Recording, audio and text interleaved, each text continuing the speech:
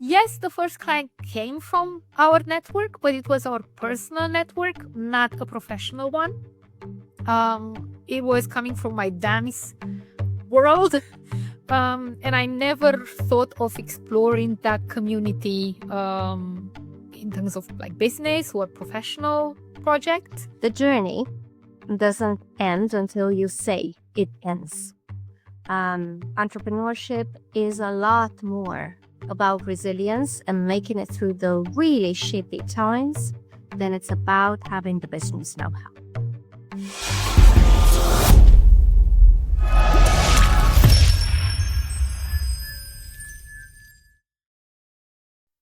All right, welcome Alina and Corina from the Orange Notebook. Thank you so much for joining us on Launchpad for Coaches. We're excited to have you here. Thank you so much for inviting us. Thank you for having us. So, would love to hear about the Orange Notebook, what you do, and what your current business is like. Alina, do you want to take that or should I? Yeah, that's fine. So what we do here, first of all, we are a business established in the UK, but we do work mostly with the US market. That's how it kind of has always been for us. We sort of organically went into that market because we do match really well in terms of shared values. And also because when we started, it was the it was the start of the pandemic, sorry, in 2020. So the world was kind of our oyster. We are a business consultancy, branding and marketing practice. We've established in 2020. And we started off as three best friends, joining forces together to sort of combat the corporate frustration, the corporate life frustration. And when we started out, we'd been best friends for 15 years. But we'd been friends at that point for 10. We met in university. Didn't really like each other very much to begin with. I think I mentioned this to you before, Morgan, but yeah, we were very opposites, which we still are. And it's kind of what makes business work so well today, because we complement each other really well. We learned in the meantime to leverage each other's strengths. But to begin with, yeah, we were very, very much different. I was more the party girl, Corina was the studious and conscious girl. And after about a year of sort of avoiding each other, we kind of went into, I made the decision that she's going to be my best friend. And I cornered her and tested. I was going to say I'm not proud of this. No, I am proud of this because she became my best friend. So, you know, she's my longest standing relationship now. Yeah, that was business environment class for an hour. I told her my entire life story and then never let her go. This stalkerish. But hey ho, you know, we're here. What I love about this is that this is our first episode with 4 people because we're a team and you're a team. And I think there are so many similarities to working with someone you're close with, especially when you've got all these opposites. And I'm curious, was there any like hesitation of doing business together? You know, no, not at all. We always knew that friendship comes first. The business could end tomorrow, but we would still be friends. So the business was just another layer to our friendship. It is like a marriage, but in this case, well, we're not married, we're best friends. But it's that connection and that commitment, I think, to each other. And it helped us a lot, the fact that we were best friends before starting a business, because we know each other very well. And we know how to handle each other. We know when to give each other space. We know when to push. We know what triggers each other. So, and like Alina was saying, we know how to play on each other's strengths. So we tend to divide and conquer. We tend to separate our tasks in the business, and make sure that the work that we do obviously is the best quality work that we can do for our client, but also whoever does it is the best person to do that specific project of that specific task. To give you an example, Alina is more like on the content side, for example. I could write. Do I want to? Do I enjoy it? Does it take me ages? So I would allow her to do that, whereas I tend to take the stuff that comes natural for me. And to continue a little bit on the story, yeah, we became best friends. We studied the same thing at university, but we have complementary skills. We ended up working in the same environments at some point, sharing the same office. We were frustrated at work because it felt very limiting for us. We've always known we were made to do more, and we were never allowed in our 9-to-5 jobs. It felt very limiting. We were denied some opportunities, and it got very frustrating. And we decided, you know what, that's not the life we want to have. And that's not the path for success that we envisioned when we studied and we invested so much in our education and career. So, no, climbing the corporate ladder wasn't for us. We were very unhappy. And the environment at work became very toxic for us. And that's when we decided that enough is enough. It's not worth it. And we decided to pursue entrepreneurship. The whole idea started in 2018. Out of frustration, we were just having lunch and we were complaining, ranting, and we explored that idea of how cool would it be to work together. And we realized we actually could, because we have similar background, we shared values, complementary skills. I happened to have an orange notebook in my bag. I grabbed it. I started writing some notes, like a mini business plan. It was all very, very exciting.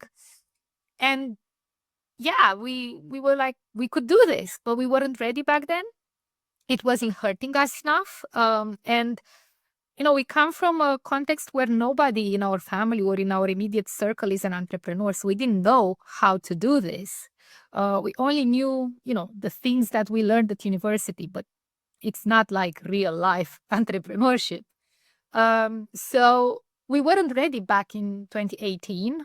So the orange notebook with all those notes went back into my bag, and it stayed there for another 2 years until the situation at work became absolutely unbearable, and we decided to leave the jobs. We resigned on the same day, within an hour of each other. We were like, bye.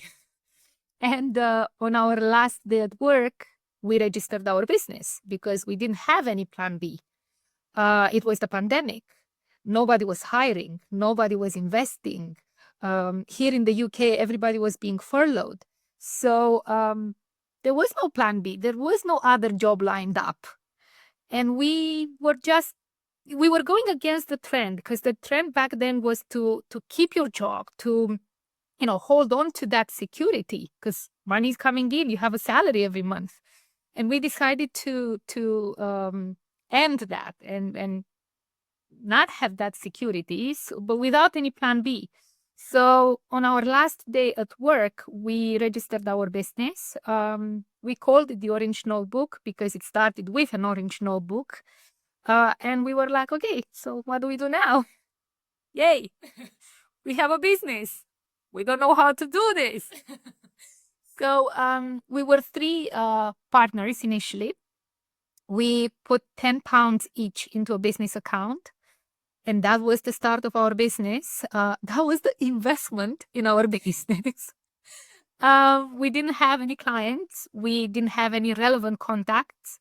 We had to create something from scratch. And sometimes we joke that we created from minus, not even from zero.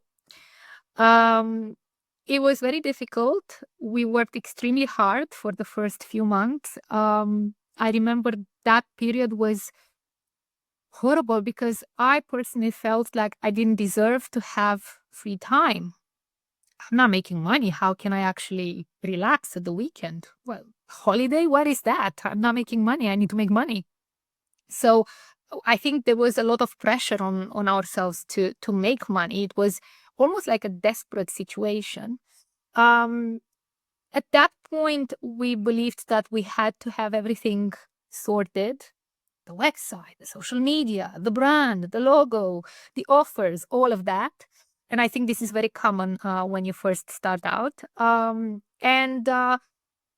when we felt ready, we started talking about, oh, now we have a business. We don't work for that company anymore. Now we're doing this. And opportunities started to come up, and we landed our first project end of month 3, if I remember correctly, and it was a website rebrand. And we were terrified because we never believed that people would actually pay for what we have to offer. Our self-esteem was pretty low back then, and we worked extremely hard to deliver. It was quite a difficult industry. It was fintech, and we didn't know much about fintech, so we started buying books and consuming any piece of information we could on Bitcoin, ETF, and so on. We had to speak the language of the client. It was terrifying. And we delivered, and we delivered really well because they were so happy they came back and hired us for another 3 months for a different project. And that to us meant that, okay, we're doing a good job here. We can do this. We can actually have a business. And the confidence, we had a confidence boost, and we started seeing more opportunities. We started having more conversations and landing more projects, smaller, bigger, a mix of everything. And that's how we continued. We kept going. We paid salaries. We started investing in the business. We hired a coach. We got support. We recognized we can't do everything because it was very consuming. And here we are now, 5 years down the line. We have this beautiful project, the Orange Notebook, and it's been a journey. It's been a journey full of ups and downs this past 5 years. But here we are. So, not to dig into too much pain, but I'm really curious for each of you what that exact moment looked like when you decided to put your resignation in. It sounds like you worked at the same place, right? Is there a specific boss or a specific interaction that was like, I'm done? What happened? I want to know. I'm assuming that, Alina, you can share your perspective, although I believe it's going to be exactly the same thing. Yes, it was a manager, very toxic. There were misogynistic comments. There were xenophobic comments. We are not from England. We are Romanians. We have a different accent. Our accents were mocked, and we were denied opportunities. The anxiety and stress level were very high. And, things like a message at 8 p.m. on a Sunday with "call me back" would create a lot of anxiety for me. And on a Sunday at 8 p.m., you should not text me on a Sunday at 8 p.m. Things can wait. So all of this affected me on a mental level and on a physical level. So waking up with headaches, throwing up almost every day. You get to a point where you're thinking, this is not worth it. Why am I doing this for? Just for a salary? I mean, no, I don't want that. So that was the moment, and we complained to HR and they did nothing. So that was the moment when I thought, that's it for me, I'm done. So yeah. On my side, so the company was going through some important changes. They were doing few different acquisitions at the time. They weren't informing us of a lot of things. And they brought in this consultant who later on sort of was taken on as a manager. His behavior was completely inappropriate, and it wasn't just it wasn't just targeting us, though a lot of it was, but most of the entire marketing department quit within 6 months. So yeah, there was a lot happening there. When Corina mentioned that we felt we were meant for more, I personally was reduced to playing office games. I was set on petty tasks just to keep me out of the way. Because asking too much or trying to do certain projects or wanting to do certain projects that were good for the benefit of the business overall were stepping on people's toes. Now, like Corina mentioned, we're Romanian. So we left home at a lovely age of 19, came over here to study and obviously built our careers here. Now, that does come with sacrifices. We left our families behind, we left our friends behind, we left our homes behind. Romania is no longer home. We are guests here, and we kind of made it a home for ourselves, integrated as much as we could, and England is a home today. But we did leave a lot behind. We left an entire childhood, an entire life behind. And when you do that, you come to this next chapter in your life for something much better. And when you're reduced to office politics and playing games that you can't see the point of, well, is that the best we're going to get? Is that the best we're going to do with the sacrifices and the choices we've made? Surely there has to be better, right? So when we put in that resignation, it was a big fat fuck you. So we're not doing this. We are meant to do more. We can do more. And here's the proof. We are doing more. So if they'd have kept us, respected us, and, they would have had 2 people on their team that could have gone the extra mile. Because what we're doing today for our business, well, we could have done in that chapter of our lives. But I think a lot of stories that we hear from coaches or other folks who left a corporate job, first of all, we hear over and over this burning feeling of there's something more for me, right? Like this industry of like transformation and all that stuff is really rooted in that feeling of something more. There's something out there. What am I doing with my life? What am I doing every day, waking up and doing this thing I hate, or with this boss I can't stand, or in this place, or that kind of thing. And I think that's a very common experience. What we hear a lot of, though, is, well, I had this network. So my first client came from someone I knew. And Corina, you mentioned we didn't have that. It was just us and our orange notebook and our business training. So how did you find this fintech client who was your first, or how did they find you, and how did you land that? Well, now that we're talking about it, I'm thinking, yes, it did come from our network, but in a different way. So before having a business and before the pandemic, I was actively doing Latin dancing. That means I was traveling a lot. I was going on a weekly basis to London, which is like 2.5 hours away by train, to train in London with some great instructors there. And it was an effort. So to go every week after work, 4 or 5 p.m. to London, train there, and then come back on the train at 1 a.m. and then the next day to be in the office, it's a huge effort on a weekly basis. Now, when I was going to London to train with those instructors, there was this one lady who was part of the group I was training with. And I think she always respected and admired my commitment to come every week to London. And I thought that she didn't like me. I thought that she was looking at me a bit. I didn't think we had good chemistry necessarily. We were respecting each other, but that was my impression.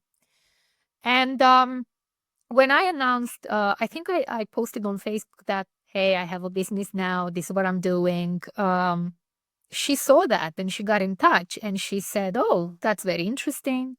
The company I'm working for is looking for a rebrand, and she is a lovely, lovely lady who wants to support female-led businesses. She's also an investor in projects led by females. So she's like, I would love to have a conversation with you guys and maybe support your journey, and maybe we can collaborate. I was shocked because, again, I thought she didn't like me. So we jumped on a call, and she was very nice, of course.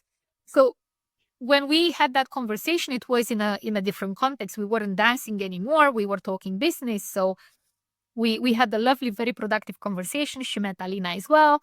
And she decided that she wanted to hire us for that rebrand project. So yes, the first client came from our network, but it was our personal network, not a professional one. It was coming from my dance world. And I never thought of exploring that community in terms of like business or professional projects. That was like my fun life.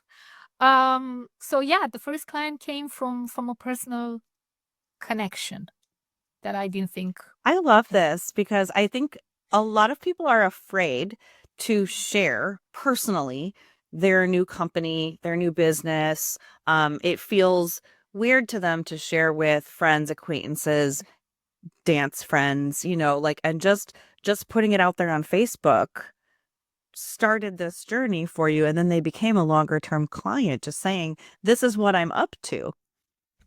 I think there was a lot of, like I said, trust and admiration and respect. I think she saw some values in me on a personal level, that commitment, that resilience to travel every week for 2.5 hours one way, so 5 hours in total, just for my passion for dancing. She's like, okay, she can do this.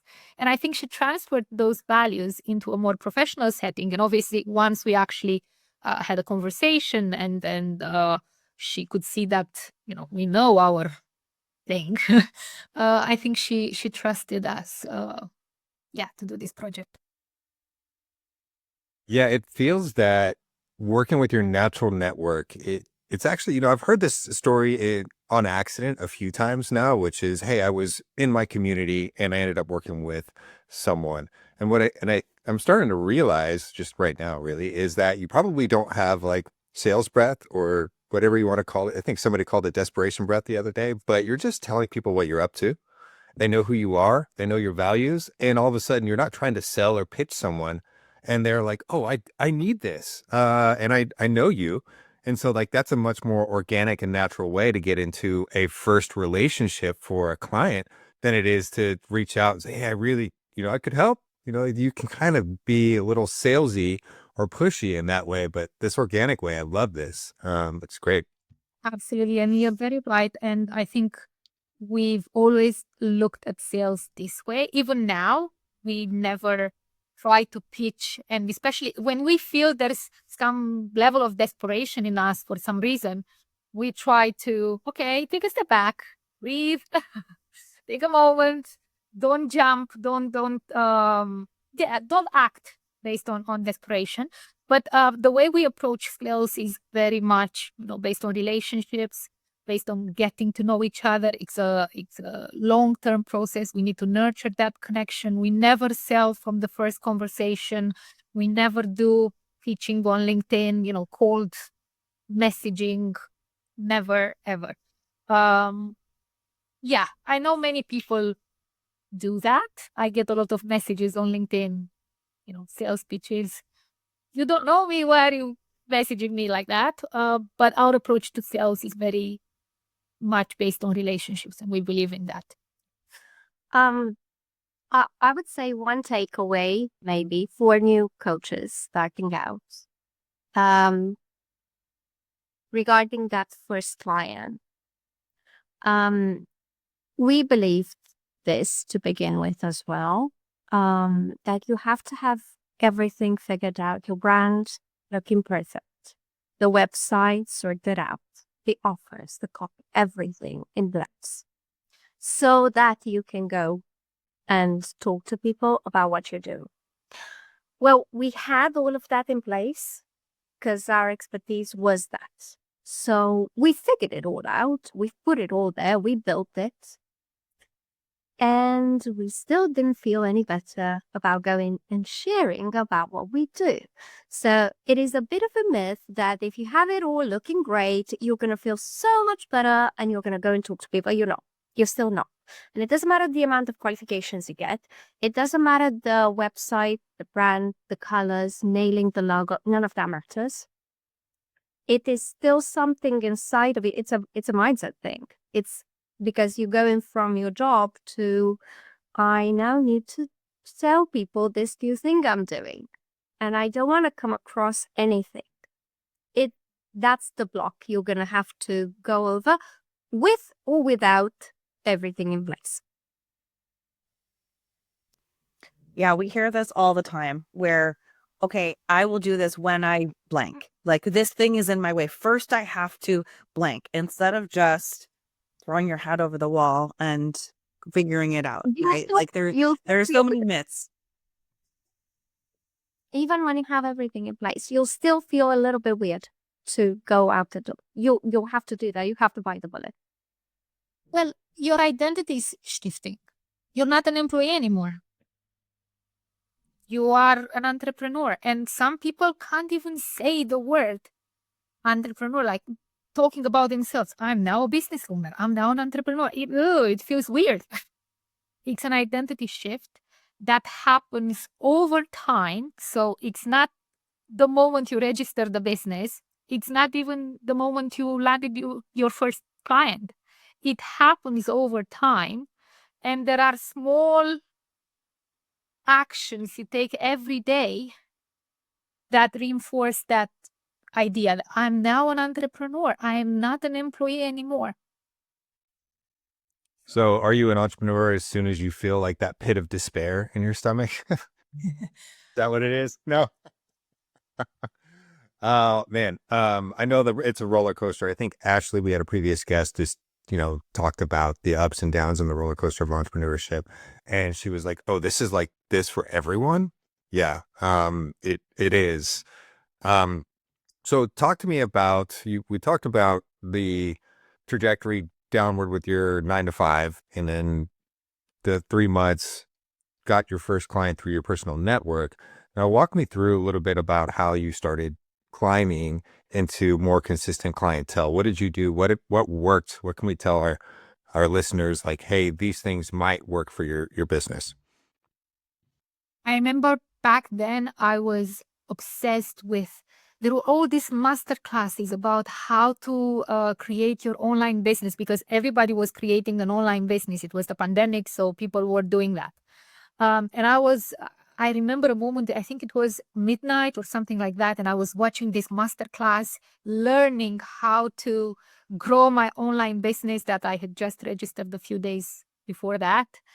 And it was all about Instagram at that point. Everybody was selling on Instagram. So we were like, okay, we need to be on Instagram. But because we have a marketing and branding background, it also comes with a baggage on a mindset level that everything needs to look perfect and very beautiful.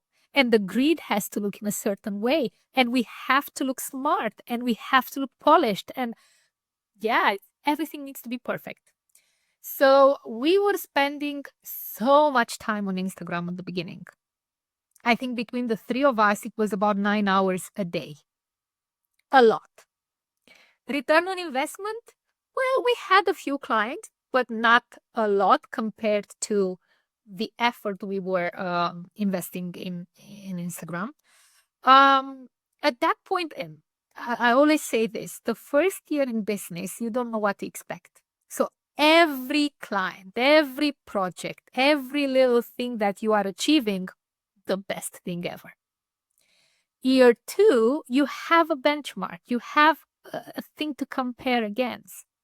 So really, it's more accurate in year 2, and you get to understand, oh, actually, Instagram is not bringing us that much. Not what we thought in year 1. In year 1, we thought, Instagram is our thing. We know how to get clients. So how many clients we're getting? Yay, everything's perfect. Just a quick interject. Year 1 is great. Year 2 gives you a kick up the ass usually. And this kind of goes for a lot of businesses. I'm not going to say that everyone goes through this because not every business has the same journey. But year 2 gives you a pretty good kick up the ass. And you're only just about recovering year 3. So initially we did a lot on Instagram, and we got some clients, and we got some really good clients that stayed with us for years. But again, the effort was too much, unsustainable. Creating content, looking smart, designing smart things, because we come from branding, so we need to. And then we decided, nah, this is not working. Back then, we were also doing a lot of lead magnets, and we were growing our email marketing because, again, everybody was talking about that. What we didn't realize back then, or we realized a bit later, was that all of this is great, but it's a long-term game, and we didn't have time. We couldn't afford to invest long term, and maybe there's going to be revenue and ROI after a whole year of doing email marketing. We wanted things fast because we had to pay 3 salaries, so we had to act very fast. So we decided that no, Instagram is not the place for us, and it took us a while, probably like about 2 years, something like that. But we decided to pivot to LinkedIn. I think initially we were scared of LinkedIn because, like everybody else, we believe that LinkedIn is for professional people, corporate people, suited and booted, and that's it. And then we pivoted, and we wanted to turn this into a more personal platform, not like Instagram, but a little bit like not just the professional cold platform where you talk about only your achievement and that's it. We wanted to be a bit vulnerable as well. So we did a bit of work on LinkedIn. We have an approach. We tend to manually test first to see what works, and then we start automating if we can automate. So on LinkedIn, we manually tested with content, with engagement, with outreach. Again, it took a long time, but we found the right recipe for us. And now we have parts of this process automated, and the effort we put on LinkedIn is, it's not that much nowadays. To summarize a little bit, I think a lot of people, again, when starting out, they want clients and they think that marketing is the way to go. And we believe the same thing, obviously, coming from this world of marketing, right? What happens is, or we've learned, is if you want clients, go for getting clients, go for the sales, go for the selling tactics. And you can learn to do it in a way that suits you, that's not in any way at odds with your values. It can still be done with integrity. But go for the sales, don't go for the marketing, because it's the sales that will then provide you the revenue to keep spending on marketing, because you will need to keep spending on marketing. Otherwise, you're going to spend a bit on marketing, you're going to run out of steam, and you're still not making the sales, because like Corina said, it is a long-term game. Many people, and us included back then, I think we were scared of the money-making activities because it means putting yourself out there. And it's so much more comfortable just to create content or to film reels and do a little dance, and that's it. And hoping that clients will come from that reel or from that well-crafted post. So I think we were hiding initially behind this marketing tactics. And we were essentially not going for the money-making activities until we realized we really need to do something because we need money. So when that happened, we put ourselves out there a bit more. So we did networking, we started having more conversations, we leveraged everything we learned from LinkedIn and Instagram, and we realized that, okay, all these efforts, great, it built a foundation for us, but now we need to take it towards money-making activities. So we started building our sales process, and there were a lot of mistakes in this journey, of course. But now we have a process step by step that works for us, that brings us results, and we refined it so much that now we know exactly what needs to happen at every stage. And now we work with our clients on that as well to tailor based on what works for them, their business model, their client avatar, all of that. But really, the journey to grow this business, there were a lot of mistakes. LinkedIn, Instagram, email marketing, networking, all of this led to creating a sales process that works, that converts, and gives results every single time or most of the time. I'm hoping I answered your question. Yeah, I think you did. So I, you wrote out some of this stuff ahead of time, and I would love to hear you talk about the income that you're at now, because you mentioned that it fluctuates, and you say that in a very confident way, where a lot of people that we talk to have the same situation. Hey, my income fluctuates. In our business, the income fluctuates, and it can feel nerve-wracking. But you state it in a very matter-of-fact way. Like, yes, it fluctuates. We're confident about that. We know that it's coming, kind of like that's the vibe that I got from how you wrote it. So I would love to hear a little bit about that before we hop into our popcorn questions. Yeah. Alina, if you want to say something, jump. In terms of the revenue, of course, we've been, again, through ups and downs, and moments of we are conquering the world, money's coming in, and moments on what the hell are we doing? We need money. So we know the pain. Where we are now is we've identified the offers that bring us revenue, and we have a good gross profit margin on them. And that's more the consultancy work. And that brings us recurring revenue between 10 and 12K a month. The fluctuations come from how many marketing branding projects we have, because they tend to be project-based.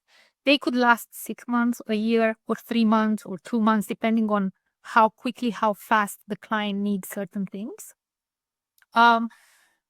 Typically, the marketing and branding projects bring about between 10 and 25K a month. Now, profit-wise, it's different because there are projects that require higher level expertise, and we work with consultants, we work with marketing experts to implement certain things. So we need to pay. And that means the gross profit margin goes down. There are moments when we don't have many of these projects. So of course the revenue is not the same every month, is what I'm saying. There are times when, like, we could have a project that increases in scope along the way, so more money is coming in. So it varies really. But we're trying to keep a healthy profit margin on most of the projects. And we try to keep the recurring revenue, the baseline, coming from consultancy work, so that we know we're healthy, we know we have the foundation in place, the security in place, and then what comes after, we can invest, we can pay other experts, depending on what the case is. So today, sorry, Alina, if I interrupted you, what is driving most of your revenue in terms of marketing? Is it networking? Is it referrals? I think, Alina, correct me if I'm wrong, but I think it's a mix between LinkedIn Yeah, literally what I want to say. Yeah. and networking and a bit of referrals as well. So it depends again. Yeah, I think the most consistent one tends to be LinkedIn. And then the networking, it depends on how much time we have to invest in that. Because if we go through a season of we are very busy, we need to manage projects, team, we don't have the time to go to all these networking events. So we can see that not a lot is coming from that. So it depends on how much we're putting in, which is annoying in a way because we're like, okay, so if I don't want to do any networking, that means money's not coming in from networking.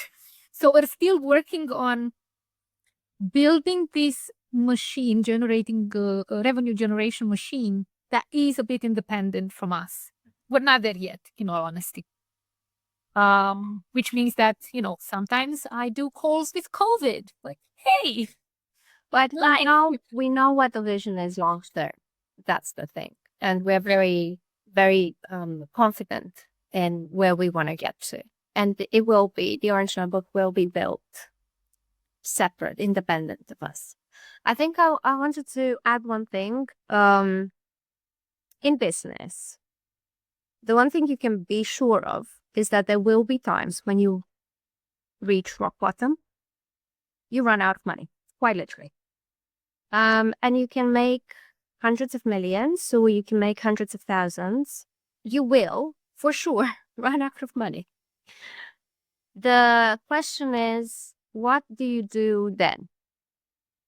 And I think what we've learned and why Corina was able to state with such confidence the fluctuations, the up and downs, what we've learned is that it's us.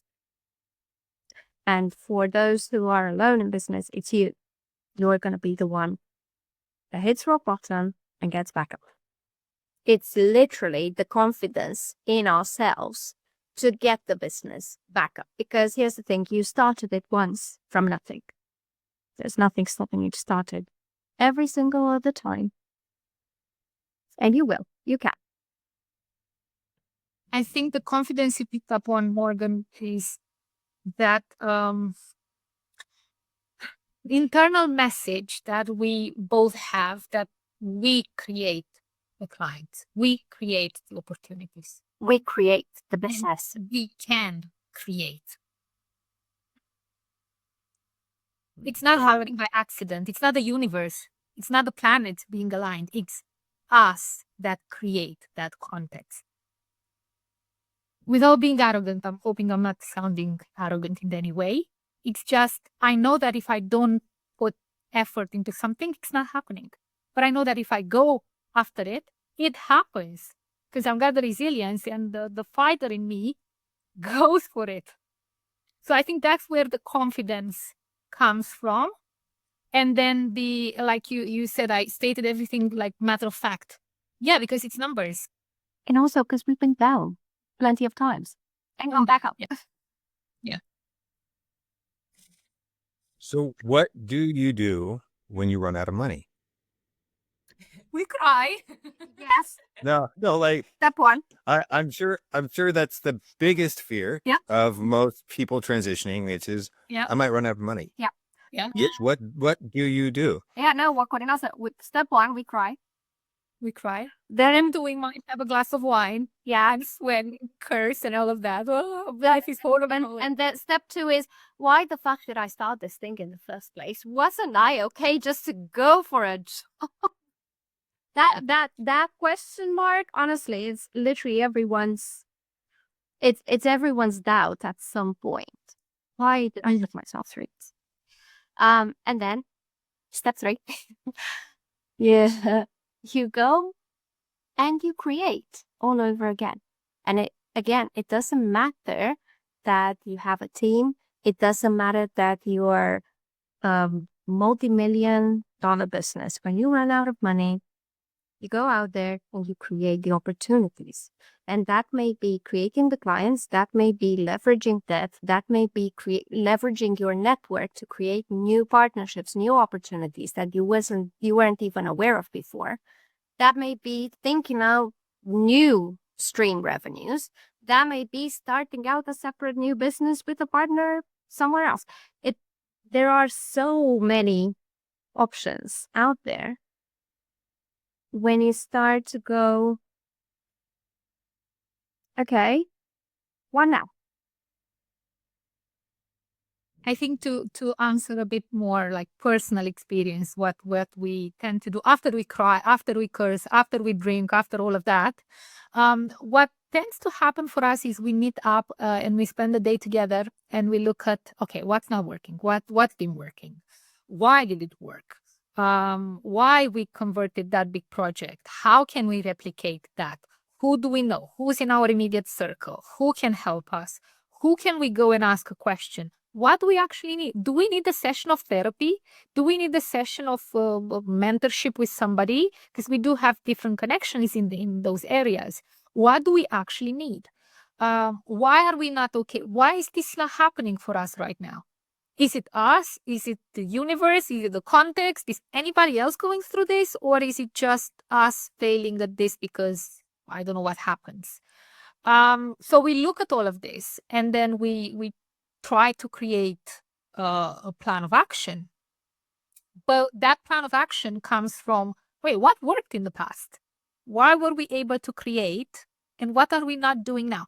So to give you an example, end of Q4 wasn't great. And I looked back at it and I'm like, why wasn't it great? And it was a mix of things because we were talking to other people and they were sharing the same things. It's very slow. People are not buying. They say they want it, but they postpone meetings, proposals. They reschedule those conversations. It's dragging. And that was our experience as well. But we thought initially that we were doing something wrong. So we went out there and asked people, what is happening in your world to learn? Is it just us or is it the whole world going a bit crazy? And that gave us a little bit of reassurance and calmed that anxiety that, okay, maybe it's us, maybe we are not doing the right thing here. But then I went a little bit further and I'm like, okay, what is happening? What does my calendar say? Where am I spending my time? And I was looking at the calendar and I realized I didn't have that many conversations. I was going to events. Back in September 2024, we joined a local accelerator run by one of the banks here in the UK. We wanted the local community. There are over 200 businesses there. So we're like, we need to be in that community. That came with a lot of events we had to go to.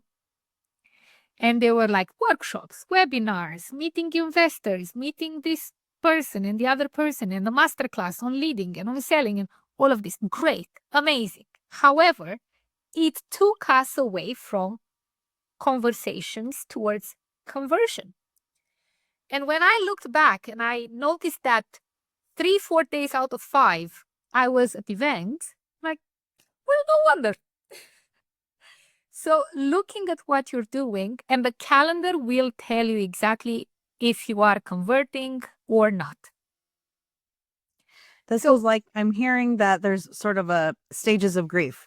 Like you hit the rock bottom, you run out of money, and you go through the crying, the like the grief of like, this happened, right? And you have to go through that before then you can look at, okay, where is there creativity and possibility? You can't get straight there without first acknowledging where you've been, right? And then you get to look at what are the realities that had us be here and what are some solid next steps. And like just being with that grief for a while first. And I love that you both talked about that. I know we are running a little short on time. Do you guys have a few more minutes to do these popcorn questions? Dave, do you? Okay, cool. So you actually mentioned, the anxiety. I know that's one of the books that you mentioned was influential for you was high functioning anxiety. Yeah. What are two other influential people, books, workshops, things like that that have affected your journey? Do you want to take this or should I? Yeah. So I personally loved E-Myth. E-Myth has been cornerstone for our business. It's been transformational. That was one. But the other one that I'm just getting into it now, Cody Sanchez, and she's also an influencer. You can follow her on YouTube. Because it's all about buying businesses. And I know this will be in the future of our business. I know this is how I would like it to grow and the vision in the next 10 years. And I know it's a very underestimated and overstep tactic for many business owners. They don't look at it as a good scaling option. Do you remember the name of the book, Alina? Because you only mentioned Cody. High Street Millionaire, I think it's called. Yeah. There was another book called Traction. Mm-hmm. Very, very good. Overcoming Under Earning. A lot of mindset stuff around money there. Is the Traction book the marketing channel book with 18 channels, or is it a different Traction book? There's a few different ones. No, it's the EOS book. Traction and Get a Grip. Two very good books from EOS.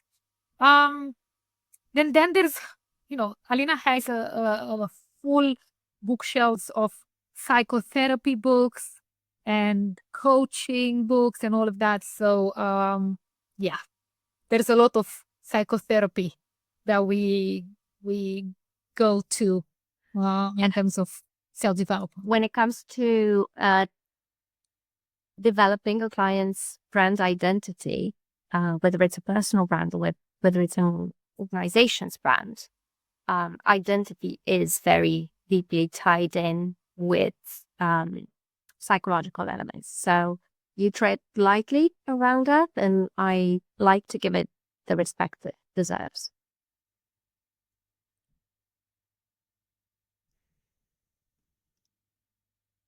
Right. The next question, what is the best piece of advice you can give, just one piece of advice that you can give coaches that are starting out or trying to transition to Can full-time we coaching? each give you? Yeah.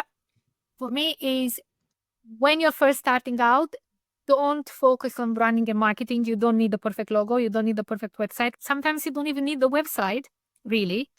Focus on sales. Focus on building your sales process. The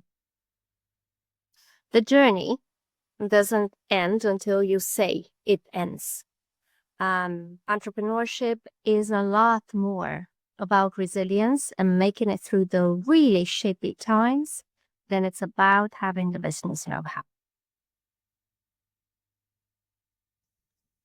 Love both of those. That's one of the many benefits of having two of you, is we get two main pieces of advice. And then finally, where can we go to learn more about you? We have our website, www.theorangenotebook.co.uk. Don't type .com because it's not us if you find anything. And then I think on LinkedIn, my name, Corina Kalugaru, MBA. I can share the link with you guys to link it. And then Alina Stanko, and you'll find us, founder of The Orange Notebook. But I don't think many people have my name.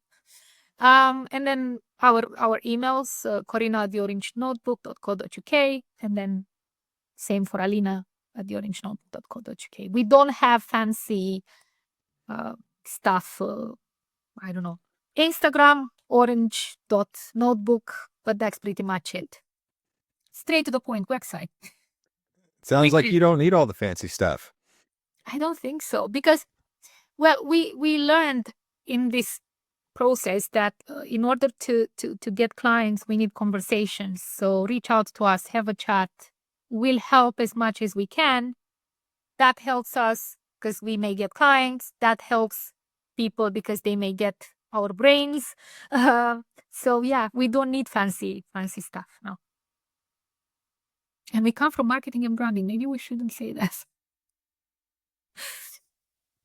We say it all the time, but we build websites, we build courses. You don't need it to build a business in the beginning. You just don't. It's important to know that. And that's what we create.